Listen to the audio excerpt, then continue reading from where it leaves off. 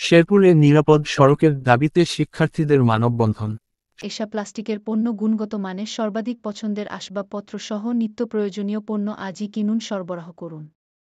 এসা প্লাস্টিক এখন সারা দেশে বিস্তৃত। আধুনিক প্রযুক্তির যুগে এসব প্লাস্টিক ইন্ডাস্ট্রিজ নিয়ে এসেছে উন্নত মানের আসবাবপত্র।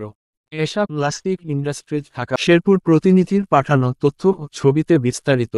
শেরপুরে নকলায় নিরাপদ সড়কের দাবিতে মানববন্ধন সহ বিভিন্ন কর্মসূচি নিয়ে রাস্তায় নেমেছে স্কুল ও কলেজের শিক্ষার্থীরা।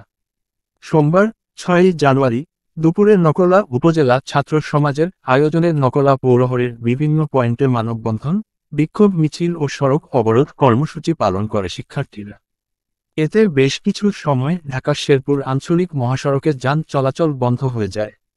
মানববন্ধন, বিক্ষোভ মিছিল ও সড়ক অবরোধের সময় শিক্ষার্থীদের হাতে নিরাপদ সড়ক চাই, স্কুল, কলেজ, মাদ্রাসা, হাসপাতাল ও থানার সামনে জেব্রা ক্রসিং চাই, বাইপাস মোড়ে গোলচত্বর চাই, একটি দুর্ঘটনা সারা জীবনের কান্না, স্পিডব্রেকার চাই ইত্যাদি স্লোগান লেখা প্ল্যাকার্ড হাতে নিয়ে তারা কর্মসূচিতে অংশ নেয়। ওই সময়ে শিক্ষার্থীরা স্লোগান তোলে, সড়ক সড়ক সড়ক চাই, নিরাপদ সড়ক চাই। জেগেছে রে জেগেছে, ছাত্র সমাজ জেগেছে, ছাত্র সমাজ জেগেছে, রক্তে আগুন লেগেছে।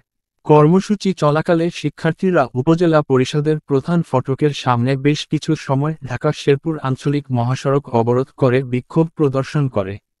খবর পেয়ে উপজেলা নির্বাহীর কর্মকর্তা দীপজন মিত্র শিক্ষার্থীদের কাছে ছুটে আসেন এবং ঊর্ধ্বতন কর্তৃপক্ষের সাথে পরামর্শ করে প্রয়োজনীয় ব্যবস্থা গ্রহণের আশ্বাস দিলে শিক্ষার্থীরা অবরোধ তুলে নেয়।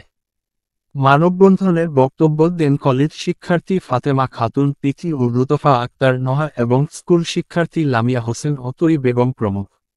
কর্মসূচিতে বৈষম্যবিরোধী ছাত্র আন্দোলনের প্রতিনিধি এস এম মাসুম ও রায়ান আল মাহদি অনন্তসহ স্থানীয় স্কুল ও কলেজের শিক্ষার্থীরা অংশগ্রহণ করে।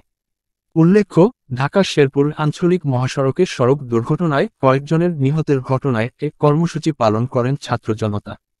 ANB News 24.com Sherpur.